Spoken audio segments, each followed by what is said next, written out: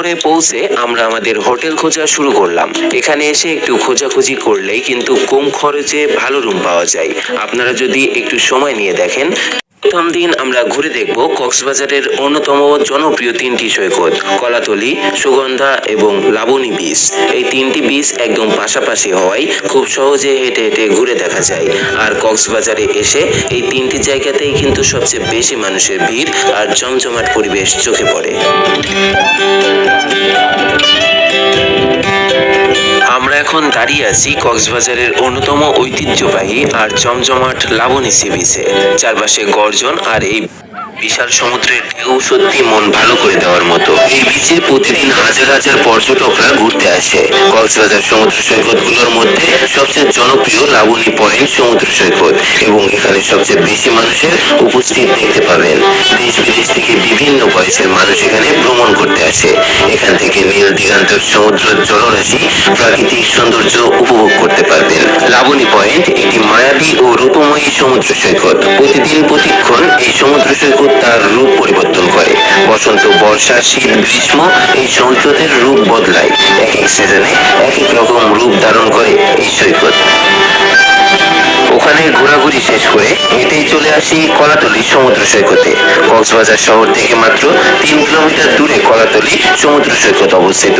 কক্সবাজারের ডলফিন মোড় থেকে হেঁটেই এই বিচে আসা যায়। কলাতলি সমুদ্র সৈকত বিশ্বের দীর্ঘতম সৈকতগুলোর মধ্যে একটি।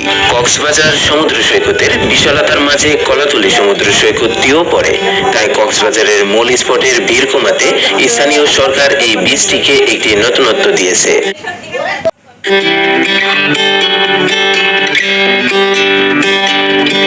এখানে ঘুরতে ঘুরতে একটা জিনিস খেয়াল করলাম, সন্ধ্যা হওয়ার আগেই চারপাশে ভিড় আরো বাড়তে শুরু করেছে। সবাই আসলে জড়ো হচ্ছে সমুদ্রের বুকে সূর্যাস্ত দেখার জন্য। এই মুহূর্তে চারিদিকে সবকিছু যেন সোনালী সূর্যের আলো লেগে এক স্বর্গীয় পরিবেশ তৈরি হয়েছে।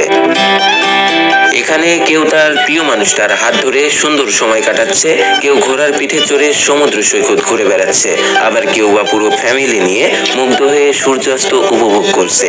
দেখতে দেখতে আমরাও সময় কাটাতে কাটাতে এবার সুগন্ধা বিচের দিকে হাঁটতে শুরু করলাম, কারণ সেখানে রাত্রে অন্যতম মূল আকর্ষণ লাইভ ফিশ মার্কেটের সৌন্দর্য আর স্বাদ উপভোগ করতে হবে।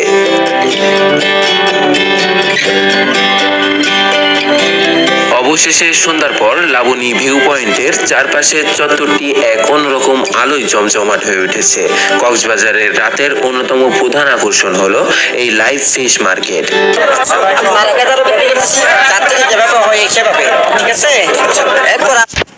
যদি একসাথে পাহাড় ও সমুদ্র দুটোর সৌন্দর্য উপভোগ করতে চান তাহলে কিন্তু আমাদের মতোই চলে আসতে হবে এই হিমছড়ি পয়েন্টে।